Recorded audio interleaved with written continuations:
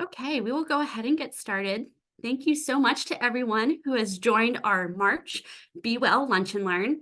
If you didn't know, March is actually National Nutrition Month, and yesterday, March 13th, was National Registered Dietitian Day. So, no better way to celebrate than having one of our own Penn State Health registered dietitians, Janelle Barnett, with us to talk about healthy eating on a budget. Before I pass this over to Janelle, I just wanted to bring up 2 points of housekeeping. The first being that these are recorded. So if you cannot stay with us the entire session or would just like to refer back to this at another time, you will be getting a recording link in your email within the next week or so, along with a copy of the slides. And we also put these on our Be Well website. So you can watch this one along with all of the other Lunch and Learns that we have hosted over the past year or so on that Be Well website. Secondly, if you have any questions or comments for Janelle throughout the session, please feel free to utilize the Q&A and the chat box feature, and Janelle will get to as many as time permits. So with this, Janelle, welcome. We are so Thank excited to you. have you here today, and I will pass this over to you. Okay, sounds great. So as you've heard, we're going to talk about healthy eating on a budget. Here is our agenda for today. So we're going to take some time to review the rising food costs over the past couple years, and then we're going to dive into tips to eating right on a budget. We're also going to talk about shopping in season, and then focus on what we can do at home to make this a little bit easier, and then we'll put it all together. So first, a little bit about me. I'm a registered dietitian and also have my master's in healthcare administration. I've been an RD for about 13 years. I completed my undergraduate training at Westchester University, and after graduation and passing my RD exam, I worked in a bunch of different areas like rehab, acute care, long-term care, and even dialysis. Currently, I'm the clinical operations manager with Sodexo at Hershey Medical Center, where I manage the menu software and our room service operators. But previously, I was the clinical nutrition manager at St. Joseph's Medical Center in Reading, where I did manage 5 dietitians and some other food service staff. And just to break the ice a little bit, some fun facts about me in honor of National Nutrition Month. My favorite fruit is blueberries. My favorite dessert is anything chocolate. My favorite vegetable is Brussels sprouts. And one food I can eat without getting sick of is cereal, believe it or not. So we're going to dive into rising food costs a little bit. As everyone knows, the food cost seems to keep going up with no end in sight, and budgets for grocery shopping seem to not stretch as far as they once did. So if you're feeling this, you are not alone. Actually, according to the Center for Economic Policy and Research, food prices have risen 23.5% since 2020. And that's a pretty steep increase. This increase does not include the increase in utilities like water or even electric, or the price of gas in our cars, and just general spending over the past 4 years. Unfortunately, while everything around us becomes more expensive, most of us have not seen a dramatic pay increase. Wages that have increased have not increased at 23.5%, so households are definitely feeling the pressure. In fact, in 2022, 12.8% of households were considered food insecure.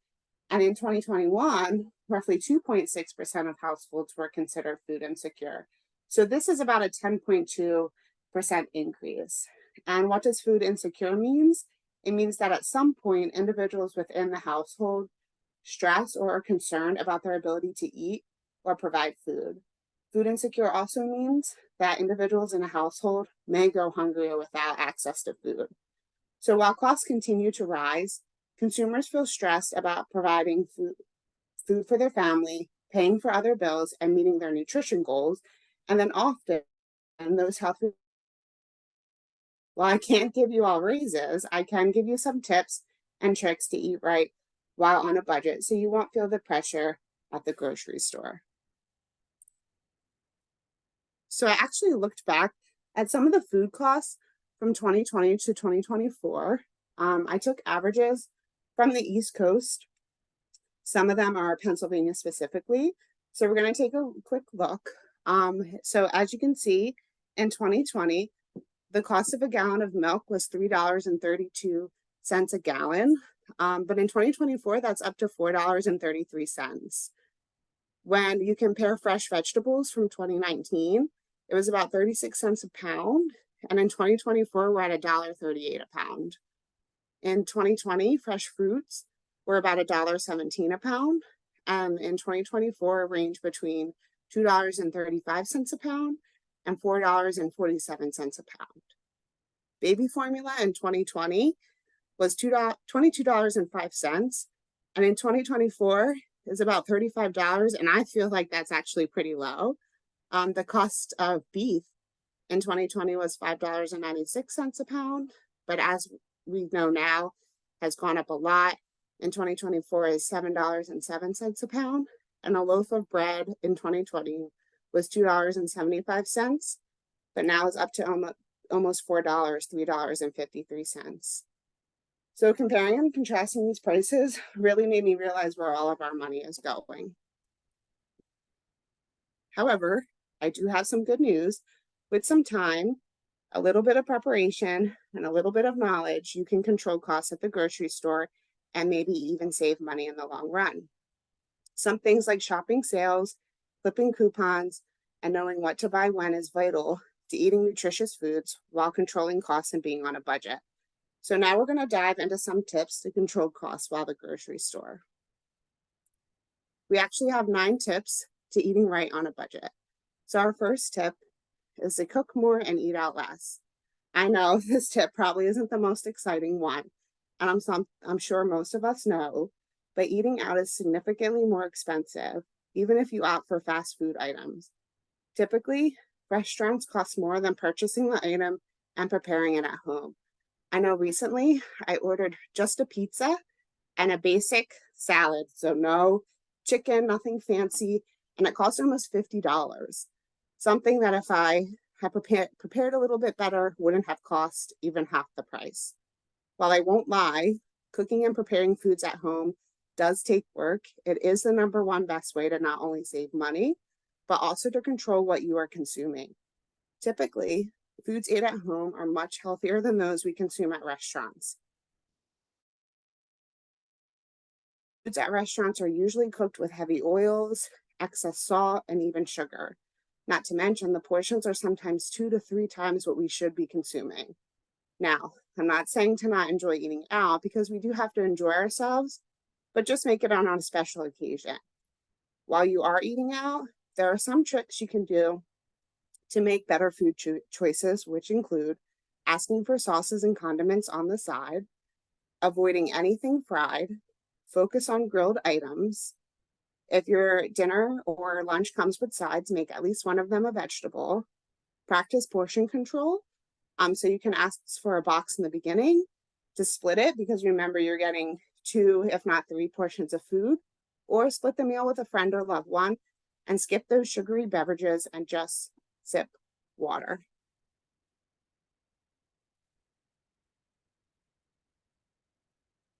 While shopping out, which will generally cost you more. A good rule of thumb is part of the work is done for you, it likely costs more. So most of the frozen dinners are going to be higher in sodium when compared to preparing the item yourself. However, I know that weeknights can get super busy, and it can often feel that there are not enough hours in the day. So with some preparation ahead of time, you can have a home cooked meal even on the busiest of evenings. So how do we do that? We have to be a little bit more prepared. First things first is to find simple recipes that you can rotate through on those busy weeknights. I would focus on recipes that take about 30 minutes or less. There's many out there. Get creative with new dishes when you have more time, such as on the weekends, to keep things interesting so you don't burn out from feeling like you're eating the same things over and over. And if you have leftovers of these creative recipes, you can freeze them to pull out when things are extra busy. Don't forget meal prepping. I know a lot of people shun away from meal prepping because they think it's something. It doesn't have to be that intense or complicated, and it's a great way to prepare foods at home and save money and time. So the easiest way, in my opinion, to meal prep is to start by batch cooking 2 to 3 of your favorite protein foods, however you like them. So you like chicken, pork, and they're both on sale. You can roast some pork, grill up some chicken, put it in an airtight container for the week. Next, you want to choose 2 to 3 grain options. That can be rice, pasta, quinoa, really whatever you like. And then next, you want to grill or cook up 2 to 3 vegetables. Don't forget the frozen vegetables, like those steamed vegetables, are a great way to get nutrients in a fast amount of time. When you're ready for dinner, you just pull them out, mix and match, reheat, and then you can serve with lower calorie sauces, salad dressings, and dips to keep things interesting. So tip 2 would be a little bit of work ahead of time to be able to save at the grocery store. So before heading out, you want to take some time to review the weekly circular or maybe a grocery store app, whatever you prefer. And you're going to want to look and see what's on sale for the week. And then you take those sale items and incorporate them into those easy recipes you found in the first tip. So if you want to make something with beef, but beef is not on sale and pork is, skip it, save it for another week when beef is on sale, and find something to use with pork instead. And then you can scan your fridge and pantry to remove any items that you already have on hand. So I'm going to walk you through how I typically do this. What I do is I review the circulars and write down the proteins that are on sale for the week. I typically start with protein because I feel that is where I spend the most amount of money. And from there, I'll head to some recipe planning apps. I specifically use Pinterest and All Recipes. They're just my 2 favorite. But also ones that my husband will actually eat. And once I find the recipe, I write all the ingredients down, that way I don't forget anything. And then once I've done that with the whole week, I go through my pantry, my fridge, and even my basement and cross any items off the list that I already have and do not need to purchase. That way, I'm not throwing money out. I keep buying the same amount of stuff, but I make sure I have everything I need for the recipes. If I happen to bring anything up from the basement and the item is on like super sale, or I feel like I'm getting a great deal, I might write it down to replenish. I know this seems like a lot of work, but honestly, I do it with my morning weekend coffee, which is time I would be wasting like watching TV otherwise. And overall, I would say it takes me about 20 to 30 minutes. But I promise it's something that will get easier with practice. When you do get to the grocery store, as tempting as that may be, stick to your list. So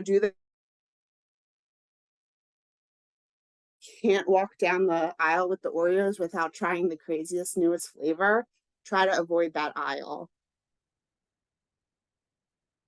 Stick to your list. I promise it's an easy way to cut out excess spending. Another tip is make sure you do not arrive hungry.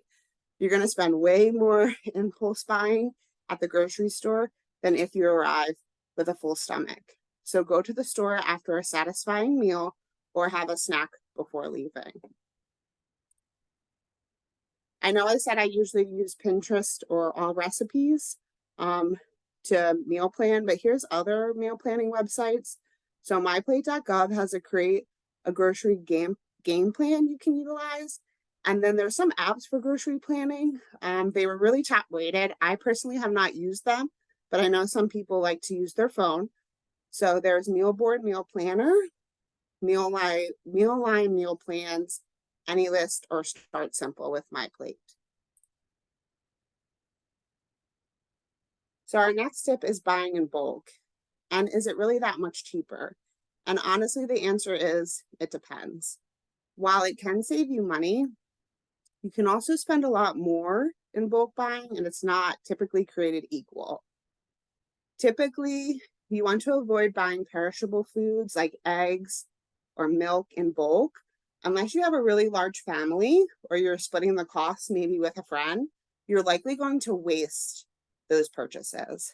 I would also be careful of things that have like an expiration date, like medicines, contact solutions, you might not be able to go through that as fast.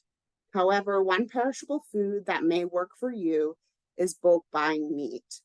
So if you have freezer space and are able to properly store your meat when there are sales in place, you can definitely load up on it, but please make sure you freeze properly to prevent spoiling.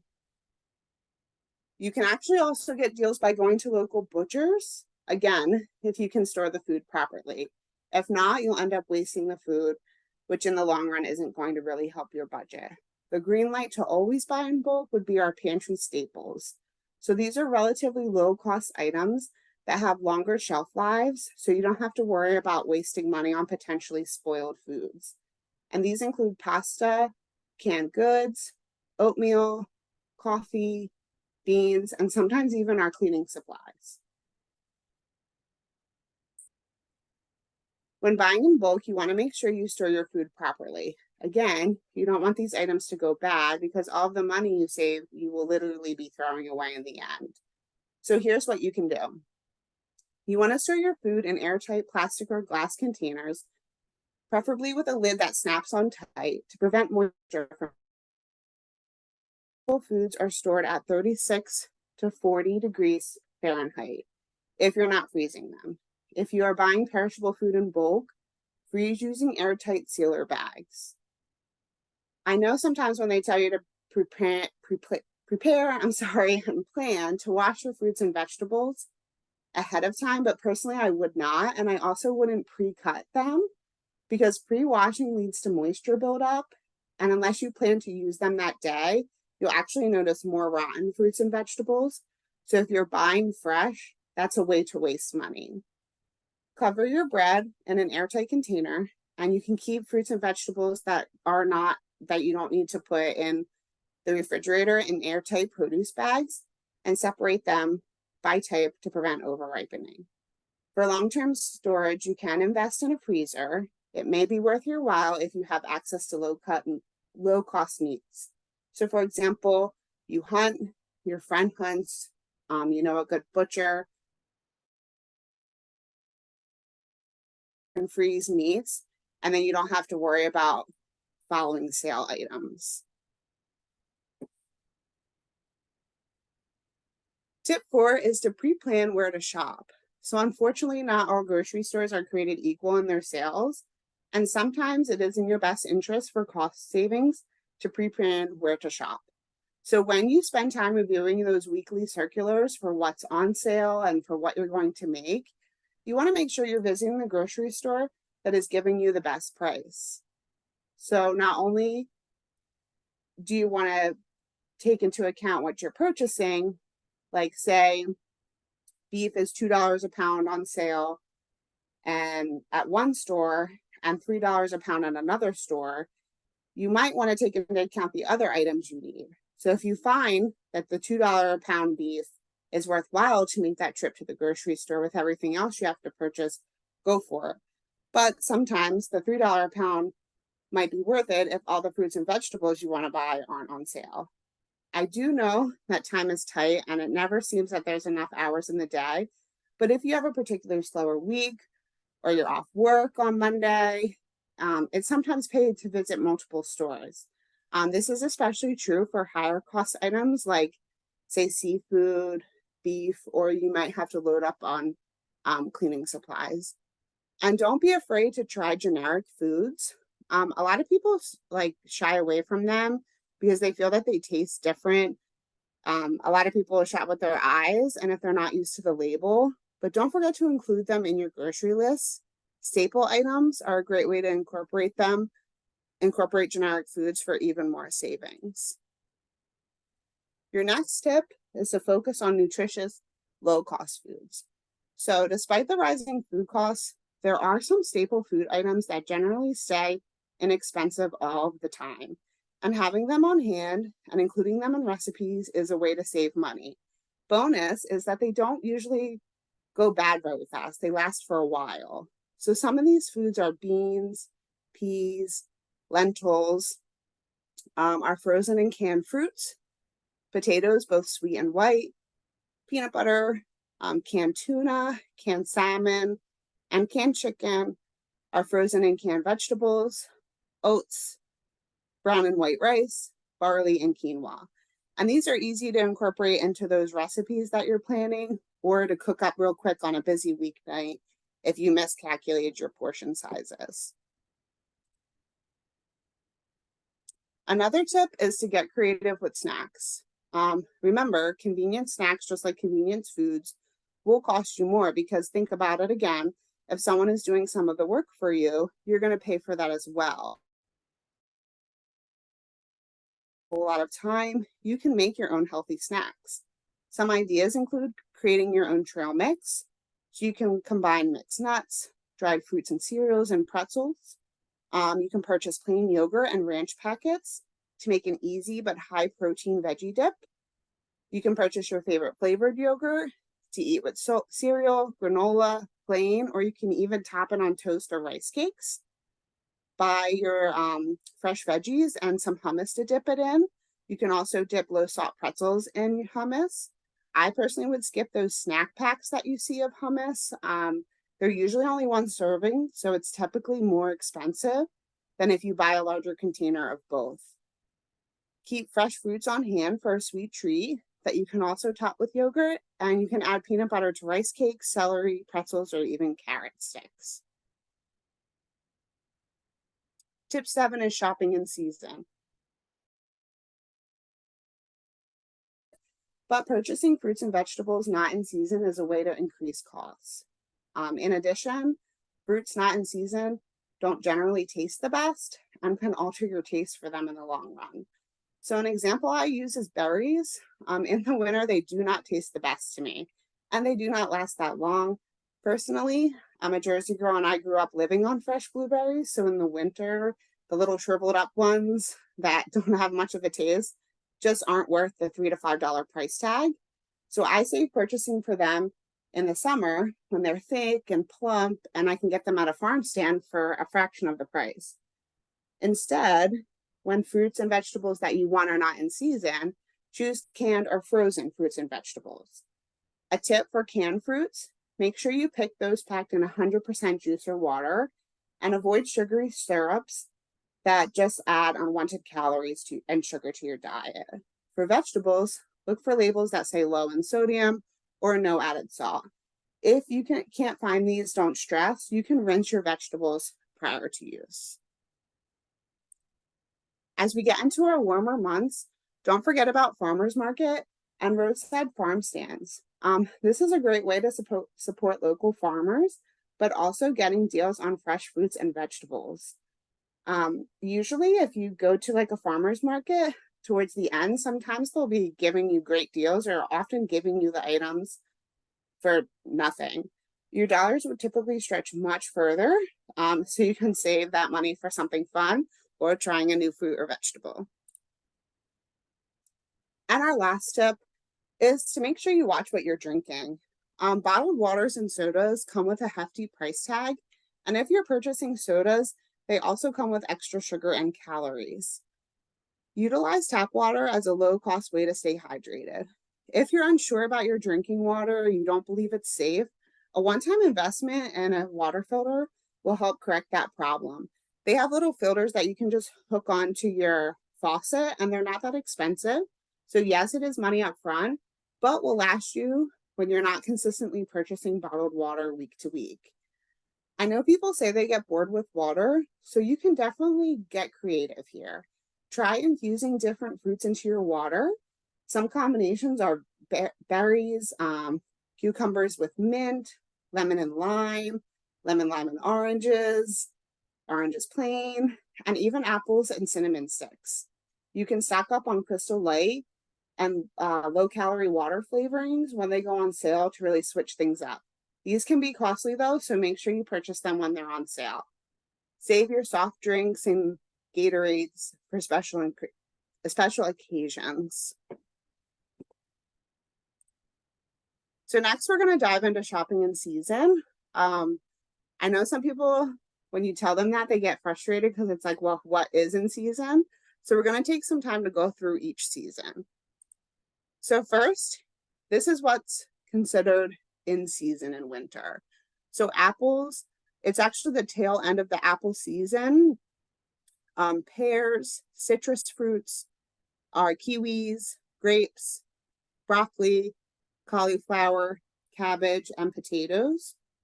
So again, I'm not saying that you can't eat other fruits and vegetables during winter, but if you wanted something very fresh, this is what you would purchase because it would be the freshest and it wouldn't be as expensive. Spring, we have a whole bunch of them. Strawberries, avocados, lemons and limes, pineapples, apricots, bananas, cherries, grapefruits, peas, carrots, onions, artichokes, mushrooms, asparagus, celery, and radishes. Summer, we start off with our berries, blueberries and raspberries, our melons like cantaloupe and honeydew, nectarines, peaches, plums, and even watermelon. And then we have a whole bunch of vegetables, corn, tomatoes, eggplant, okra, beans, lettuce, cucumbers, zucchini, and summer squashes. And then fall kicks off apple season. And then we have cranberries and pomegranates and a whole bunch of rooty-like vegetables like Brussels sprouts, sweet potatoes, spaghetti squash, kale, pumpkin, butternut squash, and acorn squash. So make sure you save these lists to reuse every season and load up on fresh fruits and vegetables during the season to save money up for canned or frozen for the other fruits and vegetables not in season. If you're someone who doesn't like the taste of canned vegetables or crave the freshness of fresh fruits and vegetables during winter, you can learn a new hobby and get comfortable with canning and pickling. You can also freeze some items like say corn. So it'll take, again, some time up front, but it'll be a great way to pull from something fresh in like the dead of winter. So now we're going to shift our focus a little bit because there are some things you can do at home if you're someone with creativity or some time. A lot of people are getting into making their own bread and gardens because, again, with the cost of food, it's a great way to save money, but it does take a little bit of work. And a lot of people like to know exactly what's in their food these days. So with some knowledge, practice, and time, you can start your own garden and even make your own bread. So some home garden tips. Make sure you start with a small space to begin with if you're not someone who has a green thumb. I promise that you can garden even if you don't have a green thumb, but don't go big at first. So maybe you want to start with a window box for herbs, or maybe like a little planter for strawberries or tomatoes, something easy. That way you learn the ropes a little bit, and then over time can branch out to more items. Think about what you like to eat before you begin purchasing the seeds and supplies. If you're someone who hates strawberries, don't buy them to plant unless you're getting them for free. Make sure you choose a spot with a lot of sunlight and access to water. So if you want your garden on the right side of your house, but your hose is on the left side of the house, that's probably not going to work out the best for you. So make sure you take that into account when you're starting your garden. And then next, you want to plan your fruit and vegetable garden layout. It can look however you want. Most people keep their, vegetables together and fruits together. Make sure you're starting with a rich, healthy soil. This is soil that would be easy to dig, drains well when it's wet, is dark, crumbly, and full of life. Like actually you'll see weeds growing in it. If you do not have great soil at your house, you can start with raised garden beds. Actually, a good example of healthy soil is in the picture here. You see it's dark, crumbly, and the weeds are growing throughout. Keep animals out, protect your investment. You can build some pretty cheap gates using wire to keep deer out, and keep up on your pest control by using soapy water to kill off insects. Items that grow the best in containers are salads, radishes, chilies, tomatoes, strawberries, blueberries, raspberries, and cherries. But the cheapest way to grow vegetables are to sow them from seeds. So next up, bread making. I know it sounds intimidating, but it's really not that hard. And there are a lot of easy recipes to make bread from home. The first require minimum ingredients like flour, sugar, yeast, water, and soil.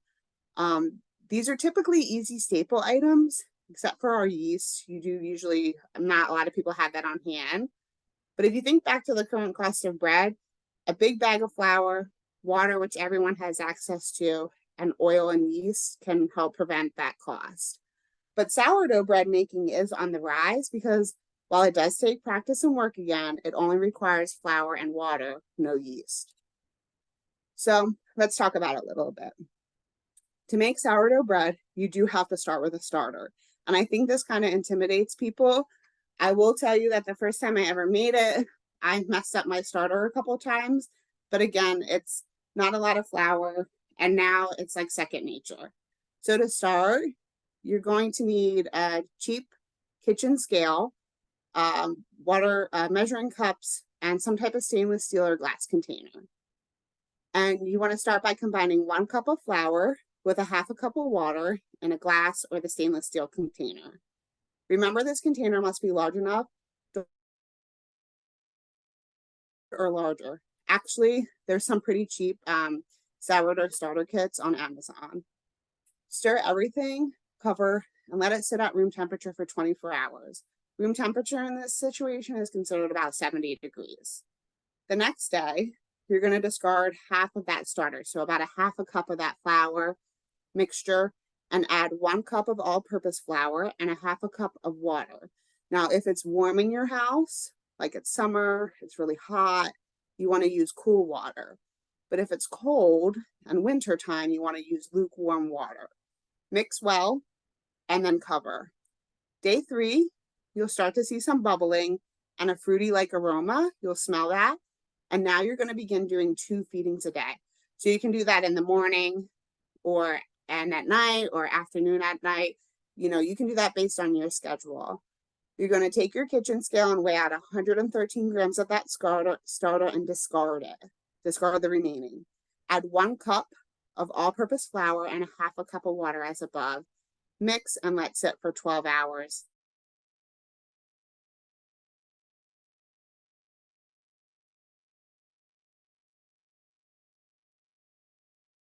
If this is not the case, just keep repeating that discarding and adding, discarding and adding. Once your starter is ready, acidic, smells a little bit sour, and has lots of bubbles, give it 1 last feed. Discard 113 grams, feed as before, and let it rest at room temp for 6 to 8 hours. And now it's time to bake. You're going to remove about 227 grams, so you want to keep some of your starter, at least 113 grams, in a permanent place, like that jar. Feed that saved starter with the same directions and let it sit for a few hours. After a few hours, place that starter in the fridge for keeping, and you can feed that continuously so you can keep making bread out of that starter. Continuously means about once a week. Find your favorite bread recipe and bake that 227 grams of flour you removed. Next, I wanted to touch base on organic. Usually when I talk about healthy eating on a budget with anybody, they do ask about organic. And if you visit a grocery store, you can tell that organic produce generally costs a lot more. It doesn't really offer any additional health benefits though, when compared to like non-organic produce. So what does organic really mean? Organic just really references the way in which the produce has been grown and processed. Organic produce is not grown with herbicides, pesticides, fertilizers, or GMOs. But typically, washing your produce before consuming, which is the best practice to remove dirt and pathogens, removes a lot of these. And the amount of pesticides that remain on fruits and vegetables is such a small amount. So let's dive into like how to wash fruits and vegetables. A lot of people purchase like special soaps and commercial washes. You don't really need to splurge on those. They don't really add any health benefits, just good old water will do the trick. With your melons and your potatoes, you want to make sure you scrub the outside of your potatoes and melons with a clean brush. Anything that would be laying on the melon or the potato when you would cut it, that dirt and pathogens would like get through the whole melon and the potatoes. So make sure you do a good cleaning. Rub your soft produce with grapes like water. So I just kind of take them out of the container and just kind of like softly rub them through my palms. Clean your more fragile fruits like berries and a colander. And then the dirty dozen. So some people do find that eating organic produce is important to them. They're worried about pathogens. They're worried about what's in their food. And that's okay. You know, you have to look at your budget and what you're looking for in your health goals. If you want to focus on eating organic, you can focus on the dirty dozen. This way you can meet your personal health goals without completely breaking the bank. So eating all organic, unless money is of no concern to you, is going to cost more. But if you want to make sure you focus on the worst fruits and vegetables, I guess you could say, this is called the dirty dozen. So we have strawberries, spinach, kale and collard greens, peaches and pears, nectarines, apples, grapes, peppers like bell and hot peppers, cherries, blueberries, and green beans. So there's nothing wrong with these fruits or vegetables, but it's just the way that they are grown, you know, more at risk, I guess, for having some type of like pesticides still laying on them, or organic produce is something you're passionate about. Focus on the dirty dozen. That way you can save money without worrying about what's in your food supply. So as foods continue to rise, and it often feels like there's no end in sight, there is a lot of pressure at the grocery store when you want to eat healthy, but you also have other bills to pay. And it's so frustrating to go through that line and put your card in or pay the person, and you're dropping $200, $300 on food with no end in sight. But I hope these tips and tricks in the presentation will help you feel a little bit more confident on shopping a little smarter and saving a little bit of money. And that's all I had. So I saved some time for questions and answers.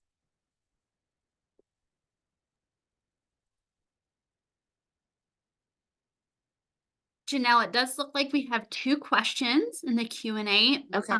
box. For someone asked, for canned veggies, if you can't get low or no salt options, is it true you can rinse them and that helps cut the salt? And I know you touched on this a little bit.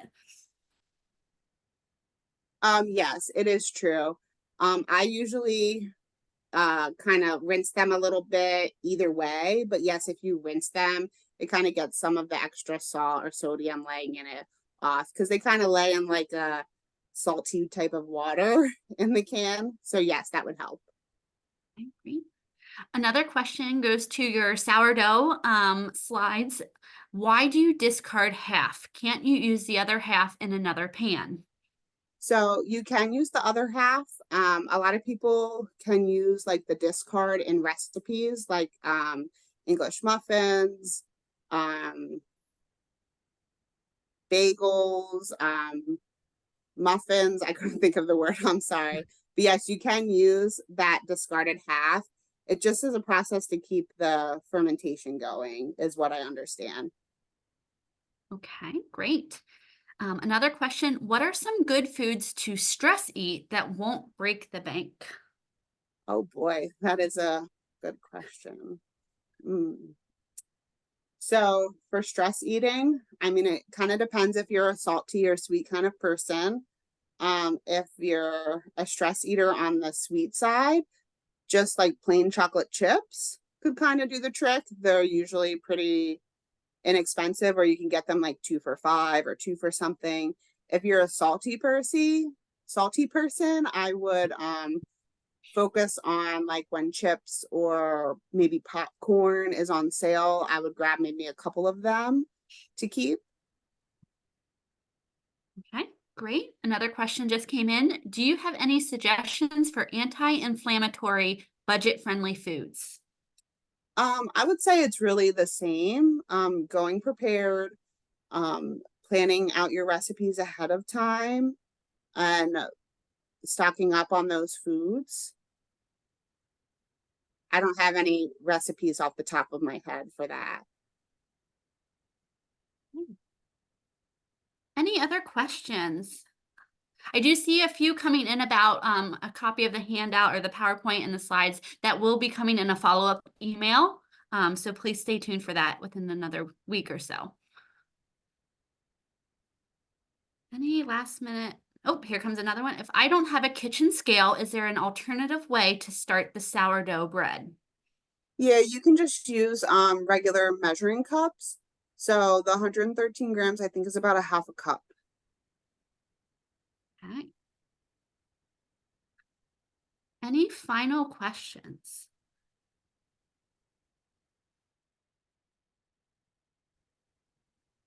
All right, I don't see any more coming in. So thank you so much, Janelle. You covered a wide range of topics, and it's been so fun hearing about all these tips and tricks into eating healthy on a budget, and we hope you all enjoyed it. Again, a copy of the slides and a recording link will be sent to your email within the next week or so. You can also visit our Be Well website for the recording as well. So again, thank you, Janelle. Thank you to all our participants. Stay tuned. We do have an April Lunch and Learn coming up on April 18th. It's titled Achieving Financial Wellness. So stay tuned for more details with that. Thank you, everyone. Thank you.